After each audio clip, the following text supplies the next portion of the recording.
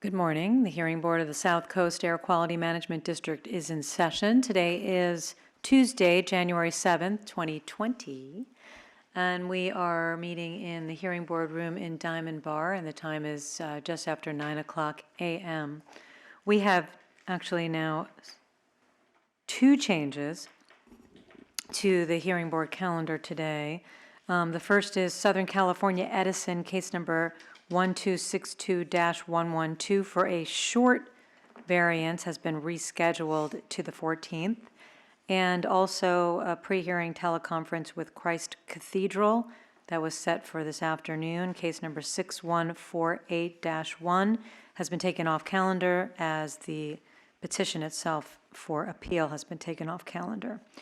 And that leaves us with one matter for today's hearing, and that is on the consent calendar, and the matter is Lunday-Thagard Company doing business as World Oil Refining, case number 2033-31 for a short variance. And we have several papers to mark that we have received as part of that matter, and we're going to go through them one by one. First, we have received the stipulation of the parties, and we'll mark that as exhibit number 1. We've also received the declaration of Ray Coyard, refining manager for Lunday-Thagard Company, and that will be exhibit number 2. We further received a proposed order granting a short variance. That will be marked as exhibit number 3. And finally, we received this morning an email correspondence from Aaron Potash to the clerk of the board with some additional information, and that's a 2-page document, and we will mark that as exhibit number 4.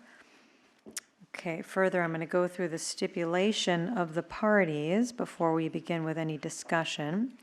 And the parties do agree to have the declaration of Ray Coyard, which we have marked as exhibit number 2, entered into evidence. So exhibit number 2 is now in evidence.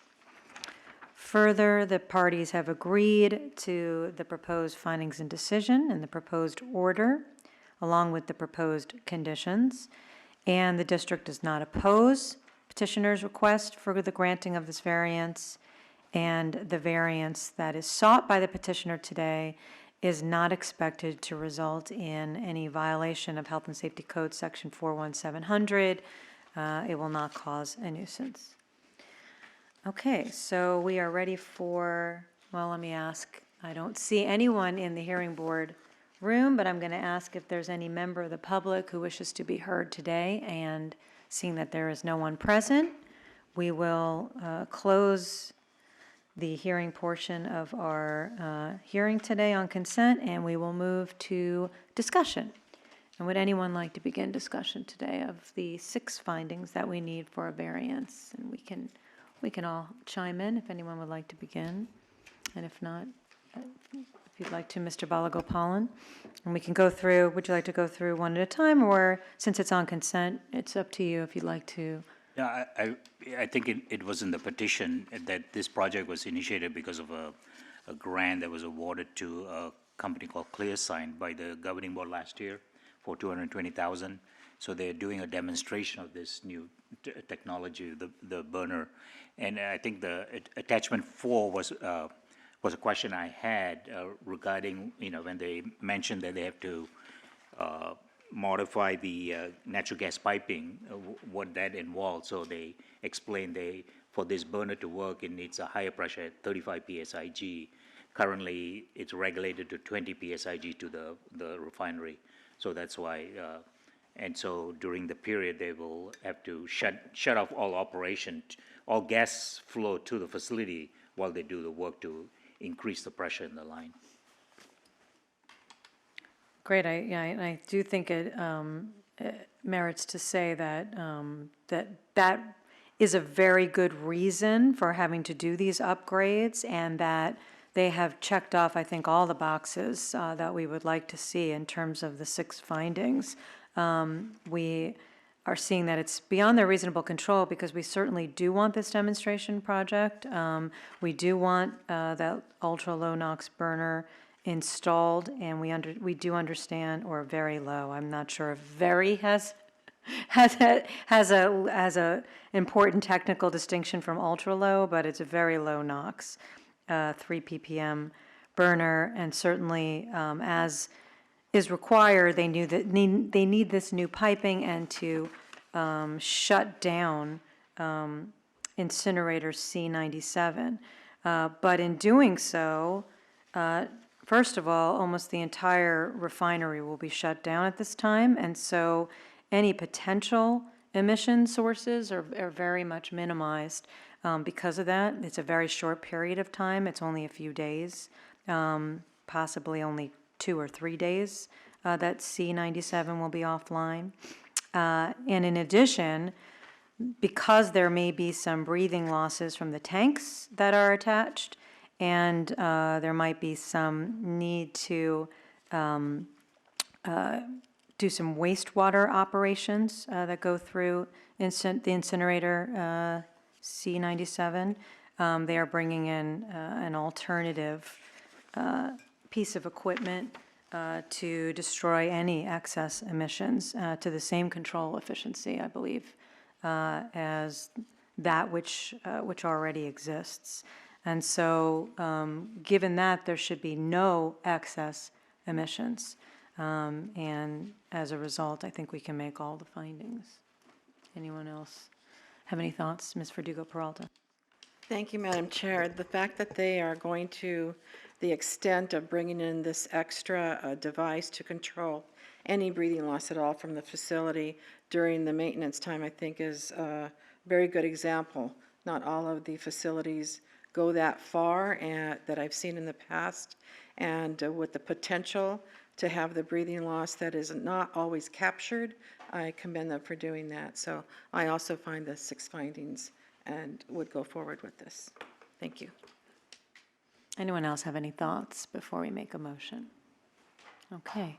I can make a motion in the matter of Lunday-Thagard. Oh, I'm sorry, Senator, you had something to add. Obviously, the governing board gave their consent when they approved the grant in order to improve the system. And it's been explained in the stipulation of the whole process that will be employed by this company in order to accomplish the aims and goals of the governing board. Obviously, there are a lot of research done in advance, which gave the assurance to the governing board that this is the way to go in order to reduce NOx in particular matter in the community. So, open and shut case. Yeah, I was just going to add, it's technology that has been recently used, like in flare, they have stainless steel mesh, so the combustion takes place, efficiently and in low NOx. So they're doing almost similar, but using a ceramic matrix.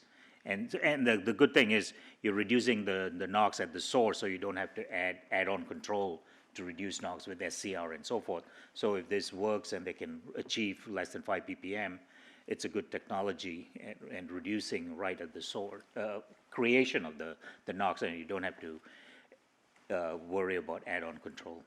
They're increasing the size of the pipes also, and that gives them opportunity to put more pressure in. Right. Which is part of the technical requirements. One technical requirement that would be installed at this site. It's a good idea. Move on. All excellent points. Dr. Bernstein, sorry. Just wanted to add to what my colleagues have said, Madam Chair, in that this seems to be a natural progression of technology being integrated to improve the efficiency of a system and reduce its emissions. And so when I went through it, I said to myself, this seems to be so obvious and so clear. I'll be interested to hear what my colleagues have to say to see if I've missed something. But it just seems that for once the system seems to be working accordingly in the best interest of the constituents that it represents. And so I think all the findings can be made to grant a short variance. And I have to say that when I first blushed, before I got really into the merits and really the concrete of what this petition was for, I said to myself, wow, this seems like one of those complex things that probably shouldn't be held on consent. But then by the end, seeing how straightforward it was, as you mentioned, Dr. Bernstein, I thought this was actually an excellent case to have on consent. No need for the parties to come in and further explain the need for this short variance. And then the final thing I wanted to say, which I didn't, I think, going through the 6 findings, is that actually for the few days that this repiping will occur and the incinerator will be offline and this variance is needed, most of the refinery will be down, and so actually overall emissions will be very much lower than normal. So on top of that, they're destroying any breathing losses, but overall, in fact, those who live around this facility are going to find that there are much lower emissions during the variance period.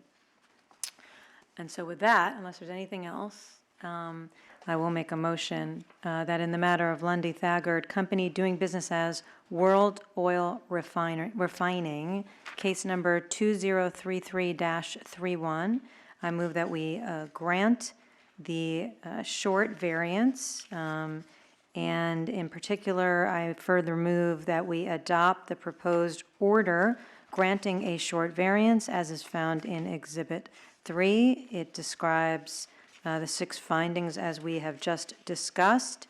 It also includes that which equipment and where that equipment is located, and it's a number of tanks, the wastewater system, and other devices that are connected to device C97, which is the incinerator. The variance is granted as it states in Exhibit 3, beginning January 11th, 2020, and ending on January 18th, 2020, which is the final compliance date. In addition, I further move that all of the conditions that are set forth in Exhibit 3 will be part of the proposed order as shown. And that completes my motion. Is there a second? I'll second. And Mr. Balagopalan seconds. Is there any discussion on that motion? Seeing none. Senator, how do you vote? Aye. Dr. Bernstein, how do you vote? Aye. Ms. Verdugo-Peralta, how do you vote? Aye. Mr. Balagopalan, you vote? Yes. And I vote yes. Motion passes 5-0. Any further business for today, board members? And if not, we are adjourned. Thank you all. Is that the record so far? 17 minutes?